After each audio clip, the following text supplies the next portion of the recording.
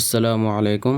আজকে আমাদের রেসিপি হচ্ছে আমার আম্মুর হাতের বানানো মজাদার আলুর ভর্তা। চলুন শুরু করি। শুরুতেই আলুগুলো পানি দিয়ে ভালোমতো পরিষ্কার করে নিব, যাতে সব ময়লা চলে যায়। প্যানের মধ্যে এবার আলুগুলো আমরা সিদ্ধ করতে দিব।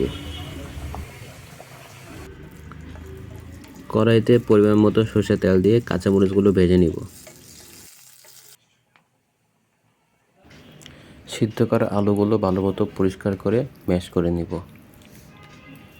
আলুগুলো ভালোমতো ম্যাশ করা হলে পেঁয়াজ কুচি, রসুন কুচি, ধনিয়া পাতা কুচি, পেঁয়াজ বেরেস্তা, লবণ, সরিষার তেল, কাঁচামরিচ ভাজা, শুকনো মরিচ একত্রে মিশিয়ে আলু ভর্তা তৈরি করে নিব।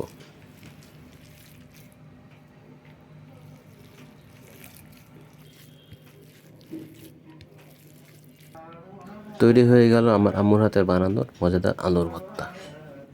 আজকের জন্য আল্লাহ হাফেজ। পরবর্তী ভিডিওর জন্য সাবস্ক্রাইব করুন।